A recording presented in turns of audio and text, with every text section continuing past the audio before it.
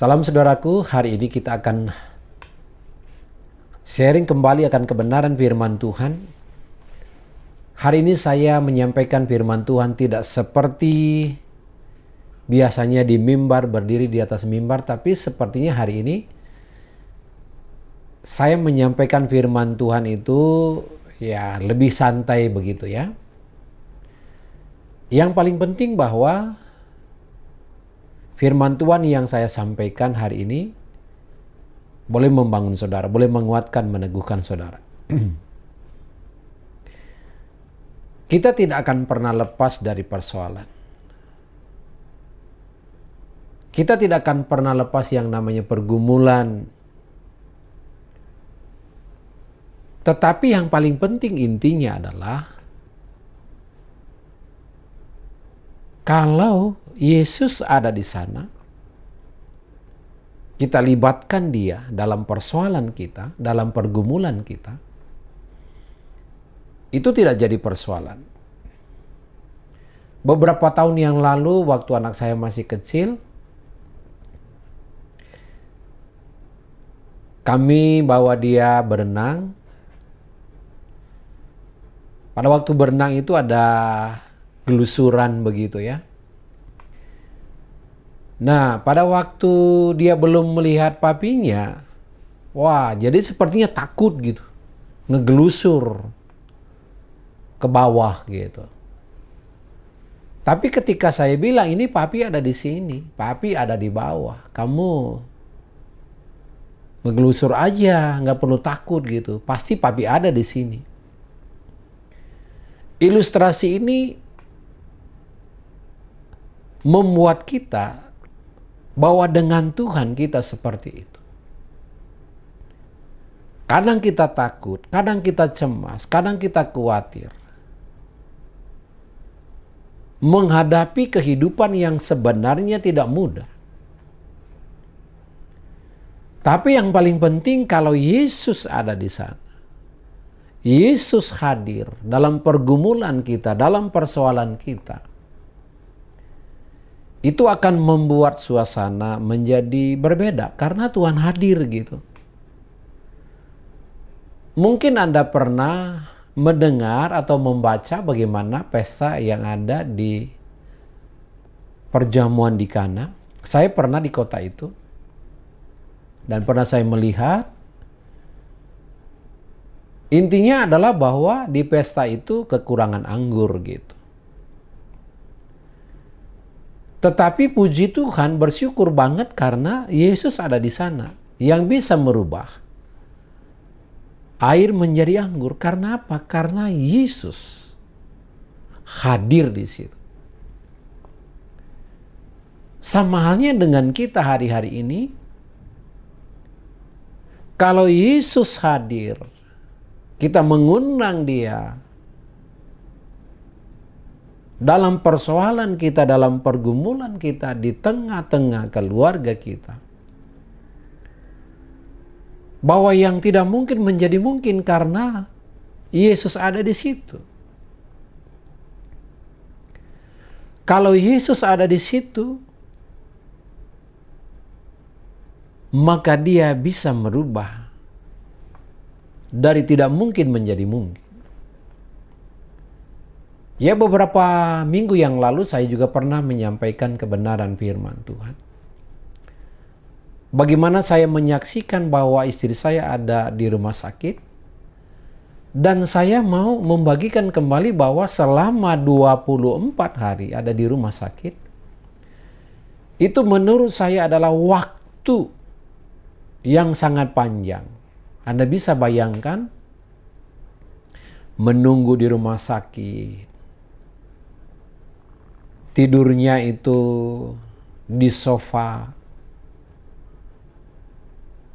Nah, ini merupakan satu tantangan, merupakan satu pergumulan tersendiri. Bahkan yang lebih menegangkan pada waktu itu adalah pada waktu istri saya itu ada di ICU selama 7 hari. Anda bayangkan 7 hari. Yang namanya di ICU itu adalah Suatu tempat yang tidak mengenakan gitu, semua alat-alat ada di situ. Tapi apa yang saya mau bagikan hari ini adalah kalau Tuhan hadir di sana, Dia akan memberikan ketenangan. Persoalannya adalah bagaimana kita menghadirkan Yesus dalam setiap persoalan. Nah, pada waktu istri saya meringis, meraung-raung, dia merasa kesakitan. Saya ingat pada waktu itu hari Jumat, saya lihat di jam dinding itu 1:30. Bagaimana dia merasa kesakitan.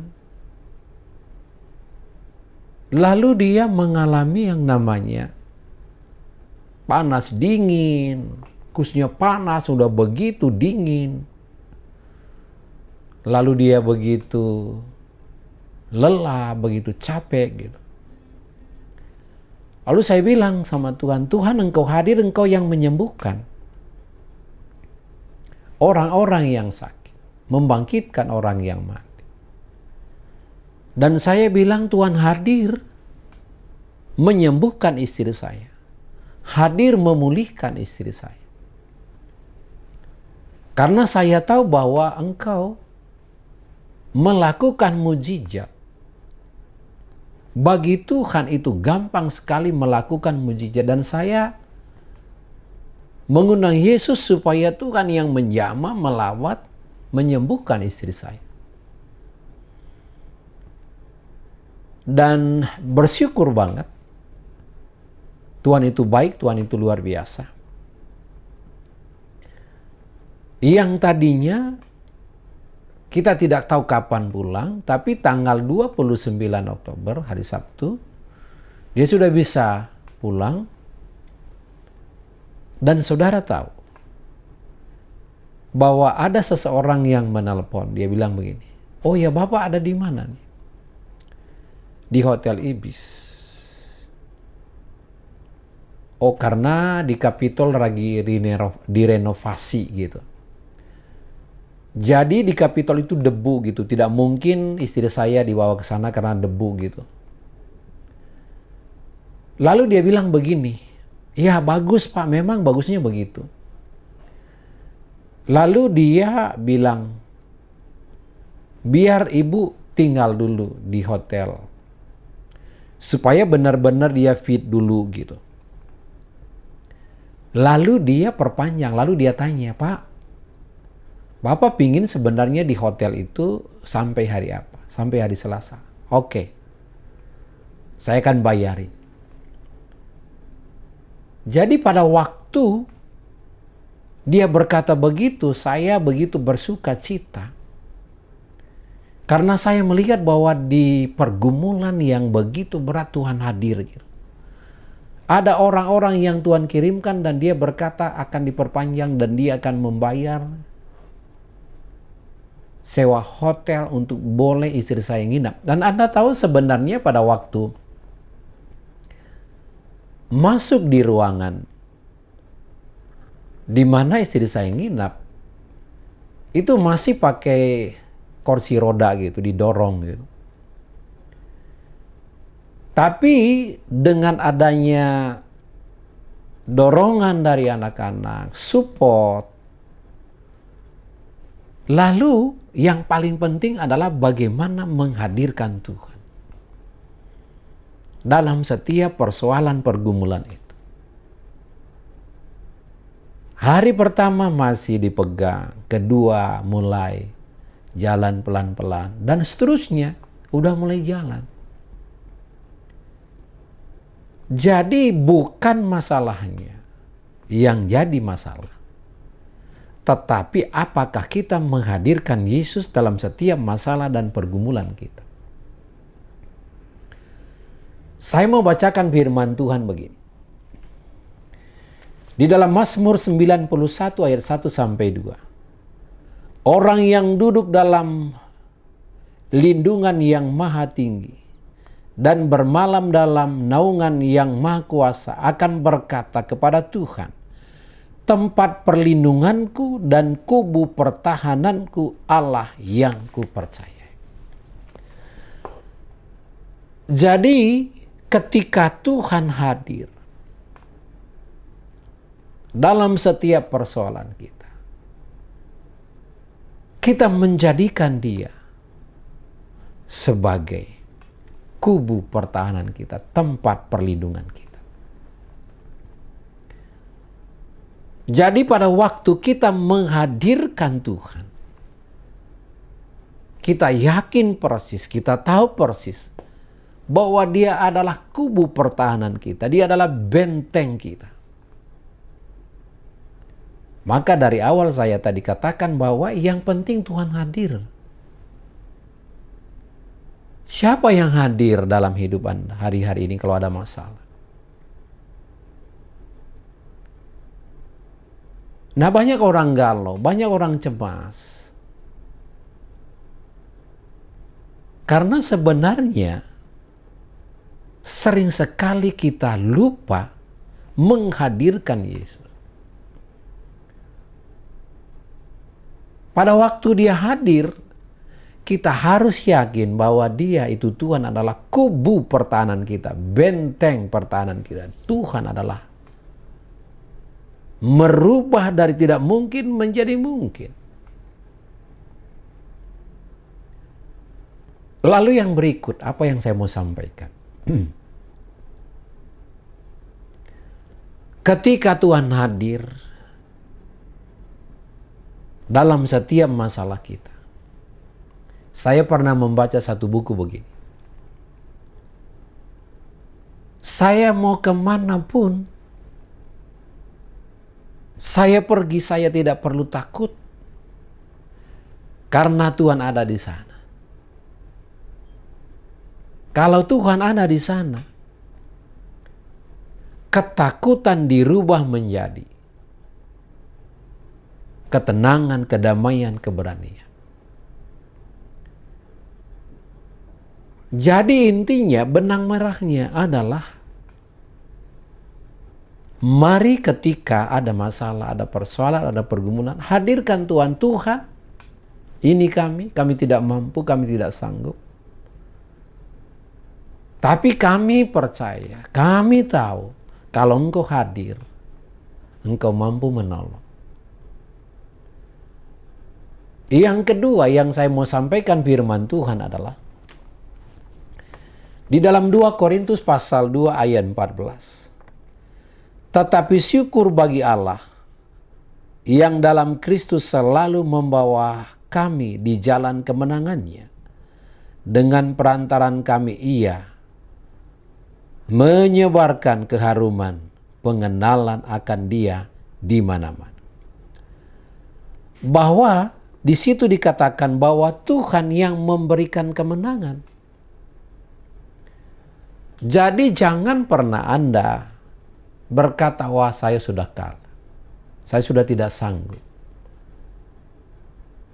Jadi firman Tuhan yang kedua yang saya sampaikan di sini adalah Tuhan yang memberikan kemenangan. Sekarang tergantung kepada Anda. Apakah Anda mau menang atau mau kalah? Karena pada waktu Anda mengatakan, ya Tuhan, Engkau yang memberikan kemenangan, Anda akan diberikan kemenangan karena Yesus hadir. Dia yang memberikan kemenangan. Jadi sebenarnya dalam kehidupan kita, apapun masalah kita, apapun pergumulan kita, kalau Dia yang memberikan kemenangan, kenapa mesti Anda takut? Kenapa mesti Anda khawatir? Kenapa mesti Anda cemas? Kalau Dia, Yesus yang memberikan kemenangan, Anda tidak perlu kalah. Karena Dia yang memberikan kemenangan.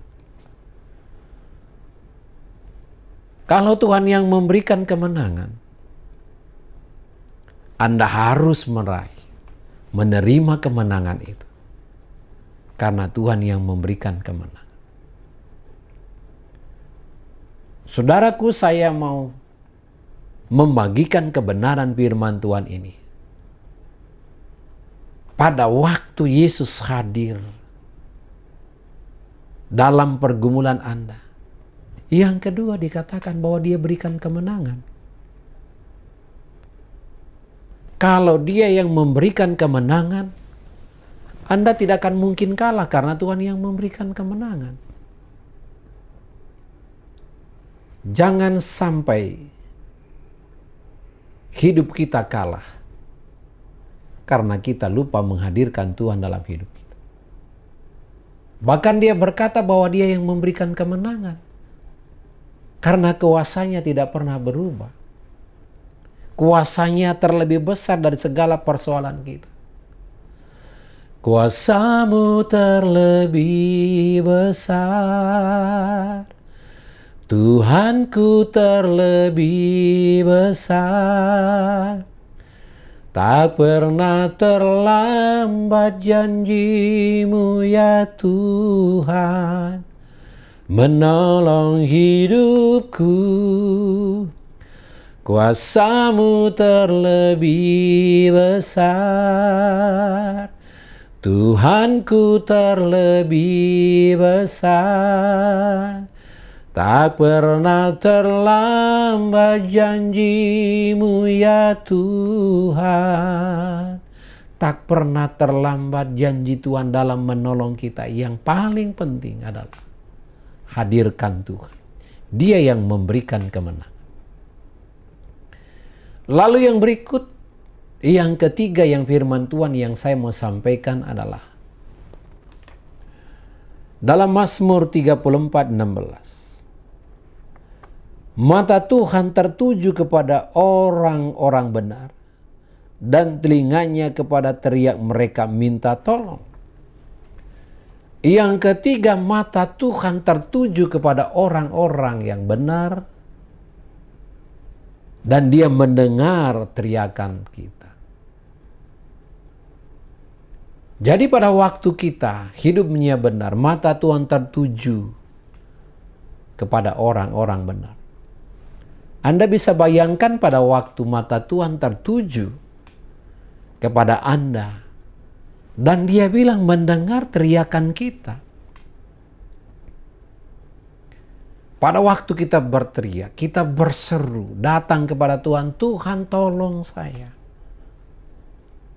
Ini pergumulan saya, rumah tangga saya, pekerjaan saya, usaha saya, keluarga saya, sakit penyakit. Betapa indahnya pada waktu Tuhan bilang, aku mendengar. Aku mendengar teriak mereka. Minta tolong. Pada waktu Tuhan mendengar teriakan kita, itu membuat kita menjadi hidup berkemenangan. Karena kita tahu bahwa Tuhan itu mendengar teriakan kita. Pernahkah Anda membayangkan ada seorang anak yang tersesat? Lalu dia berteriak, tidak ada yang menyahut, tidak ada yang mendengarkan. Hari sudah mulai gelap. Tapi pada waktu anak itu berseru, lalu orang tuanya mendengar, ini papi, ini mami. Betapa senangnya anak itu karena orang tuanya mendengar teriakan dia, mendengar jeritan dia. Sama halnya kita dengan Tuhan, pada waktu kita berseru kepada Tuhan, Tuhan mendengar. Ini adalah satu penghiburan yang sangat-sangat luar biasa karena Tuhan mendengar. Bahkan hari-hari ini banyak orang dipulihkan hidupnya karena ada orang yang mendengar. Sekalipun mungkin saja masalah orang itu belum selesai, tapi waktu dia didengarkan, dia mulai lega gitu. Apalagi kalau Tuhan mendengar dan dia menyelesaikan, menjawab masalah kita, dia mendengar teriakan kita, dia mendengar jeritan kita. Wow, luar biasa. Saudaraku yang mendengar kebenaran firman Tuhan, jangan pernah putus asa.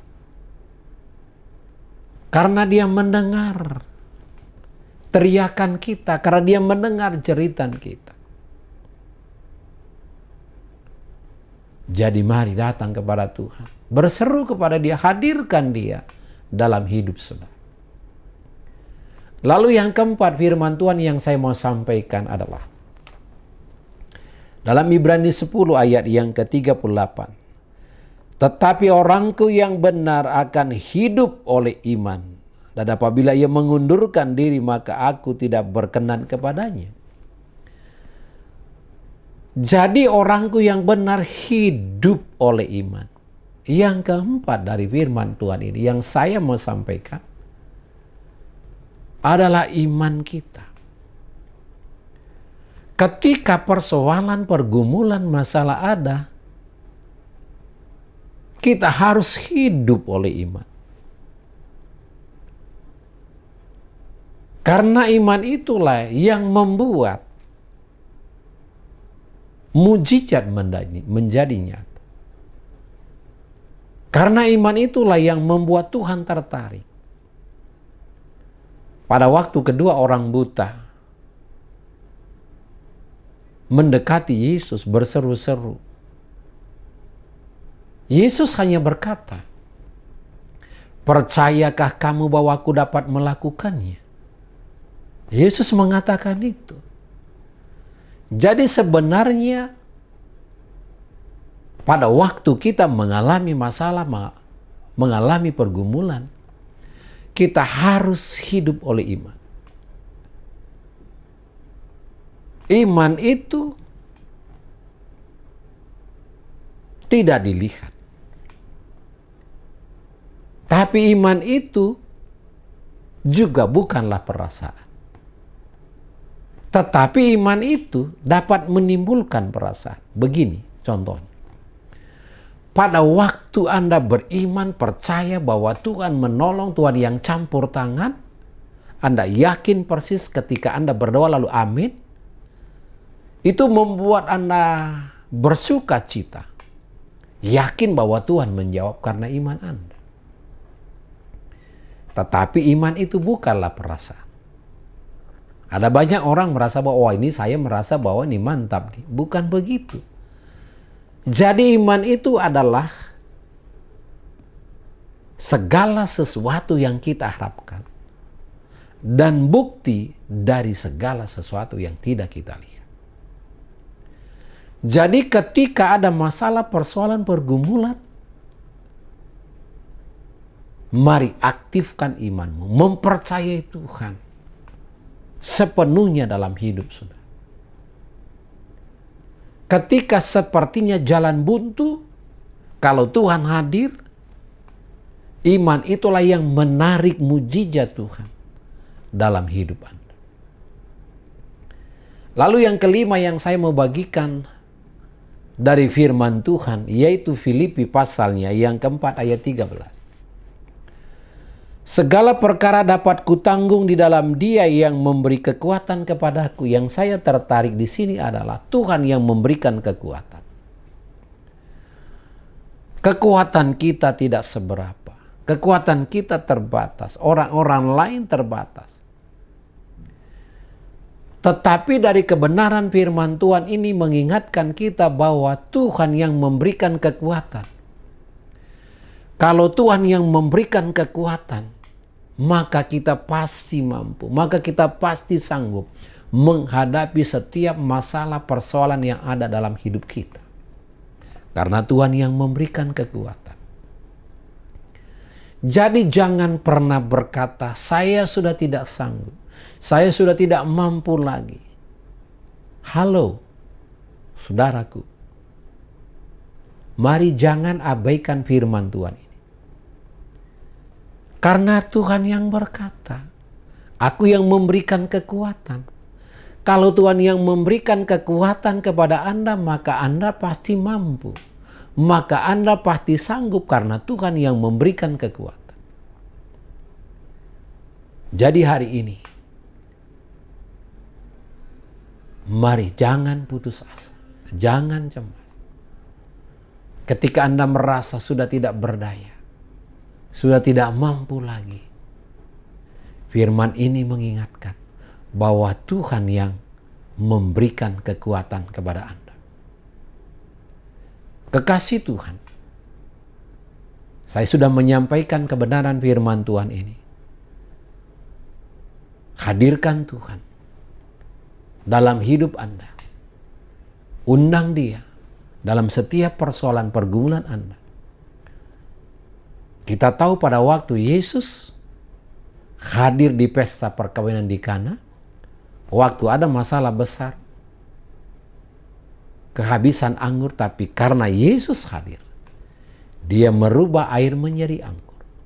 Saya pun percaya, kalau Yesus hadir di rumah tangga Anda, dalam pekerjaan Anda, dalam sekolah Anda, dalam kuliah Anda, Dia merubah dari tidak mungkin menjadi mungkin. Tuhan Yesus memberkati saudara. Haleluya. Amin. Amin. Nah, kekasih Tuhan,